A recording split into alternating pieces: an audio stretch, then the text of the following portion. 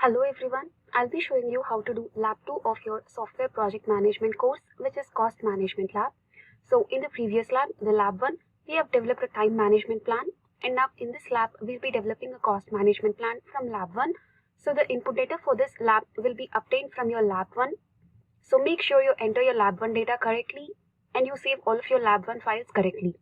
To start doing the lab 2, you just need to navigate to your course website and download your variant based on your class ID.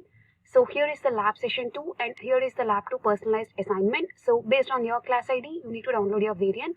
I'll be performing the lab for variant number 0. Also on the course website, you can find the lab 2 manual for Microsoft Project 2019. You can just download it and use it as a reference while performing the lab. So this is how the manual looks like. So this is the lab 2 manual, and here you can find a list of to-do activities in the lab. So in this lab, we have two parts. So in the first part, we'll be generating output data for all the given tables, and in the second part we'll be generating cost tables and we'll be generating a couple of reports. So after you download your variant, this is how your variant looks like with all the tables. So from the table 1, we'll be calculating unadjusted total. From table 2, we'll be calculating value adjustment factor. From table 3, we'll be calculating total adjustment function point. From table 4, we'll be calculating the total project cost based on function point. And from table 5, we'll be calculating total project cost based on total lines of code. And from table 6, we'll be calculating the hourly rate of all the human resources. And you can see that in table 7, the material type and cost is already given. So there is no need to calculate anything from table 7.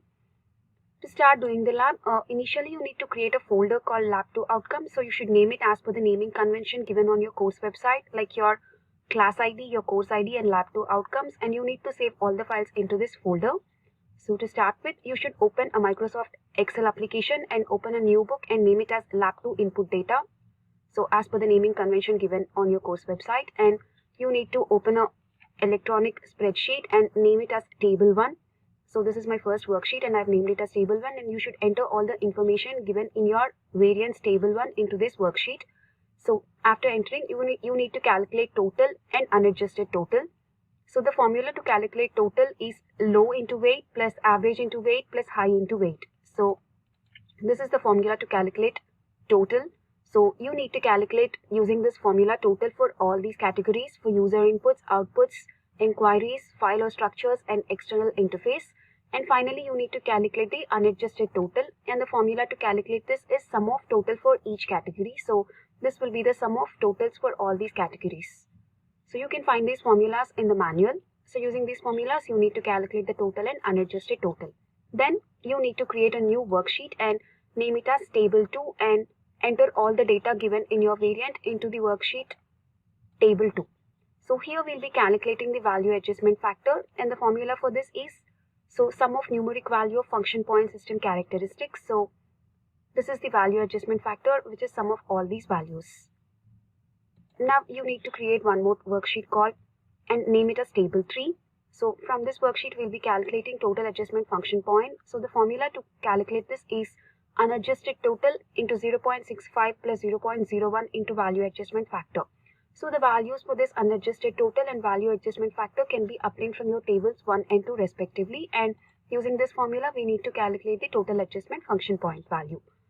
Now we need to create one more worksheet and name it as Table 4.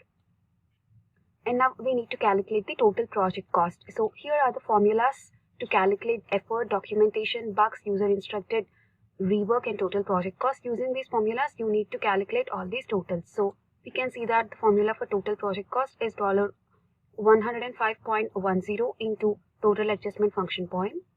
So using these formulas, you need to calculate these totals.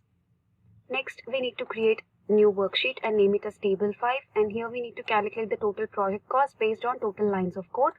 So the formula for total lines of code is number of pages into lines of code per page. Using this formula, you need to calculate total lines of code. And finally, the formula for total project cost is sum of all total lines of code into 16.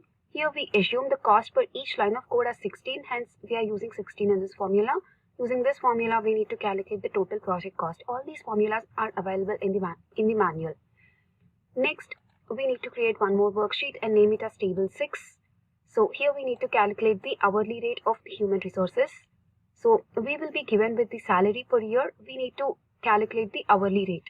So in the formula to calculate is hourly salary is equal to salary per year by 2200. Here you can see how we have come with the number 2200. So we assume there are 25 working days in each month and there are 11 working months and 8 working hours per day. So finally we'll come to 2200 working hours per year. So by dividing salary per year with this 2200 working hours per year, we'll get the hourly rate of all these resources. So using this formula, you need to calculate the hourly rate of all these resources. Next, you need to create one more worksheet and name it as table 7 and just enter the data which is given in your variance table 7 into this worksheet. There is no need to calculate or generate any output for this table. Okay, so after we have generated the output data for all the tables, let us start doing part 2 of this lab. So in order to start doing, you need to open the Microsoft project saved file lab1 outcome 5a. So we need to go to our lab1 folder and open 5a file. Okay, so now we have opened the 5a file and we need to add a new column called actual work column. But before adding the actual work column, we must provide percentage of the project completed. So to do that, you just need to double click on the main task and here is the summary task information tab, and in this there will be an option called percentage complete. You just need to give it to 50%. Just by clicking the up arrow, you can just navigate to the percent desired. So you just need to give it to 50% and then click OK. Now we need to insert a new column called the actual work column, and in order to insert a new column, we can just go to add a new column, and the column which we want to insert is the actual work column. So you can just select the actual work column. Now you can see that the actual work column have been inserted. So after this, as you all know, there is one more way to insert a new column. You can just navigate to format and there will be an option called insert column. You can just click on it. So there are many ways to insert a column, so you can do it as per your wish. So after this, we need to enter the hourly rates for the human resources. So to enter the hourly rates and the cost of materials, we need to go to view in the menu and we need to navigate to the resource sheet. So here we can find the resource sheet and you can click on resource sheet. So this is the resource sheet view where we can find the resource names. Like these are the human resource names and these are the material resource names. So now we need to add the hourly rates and cost for all these resources.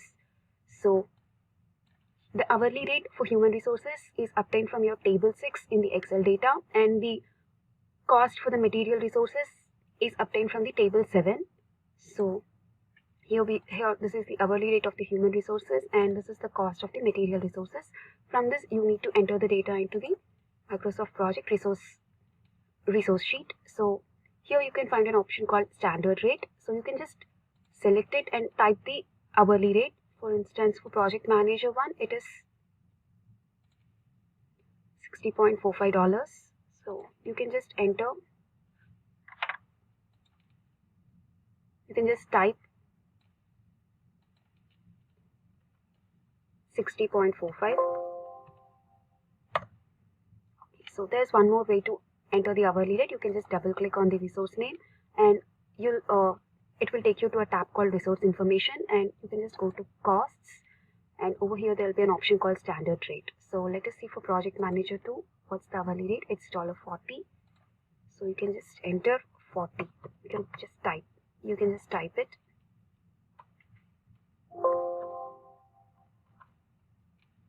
and click OK. So similarly, you need to enter the hourly rate for all the human resources and the cost for all the material resources. So the cost we can get from table 7. So cost for laptop 1, it's $2,200. So here is a laptop 1 and the cost is $2,200. So in this way, you need to enter the cost of all these material resources. And after entering all the costs, you need to save this file as lab2 outcome 7a. So in order to save, you need to navigate to file and click on save as and go to your lab2 folder, and you need to save this file as your course ID, your class ID, your course ID. I'm just giving the course ID as 00, but you need to enter your course ID, lab2 outcome 7a.mpp file. So I already have my file saved over here, so I'm not going to save it. I'm going to cancel it, but you need to save it. Now let us see how this 7a file looks like after entering. Okay, so this is how it looks like after entering the hourly rate for the human resources and the cost for all the material resources. So you need to save your 7a.mpp file. And to continue with the next parts of the lab, please follow my part 2 video. Thank you so much.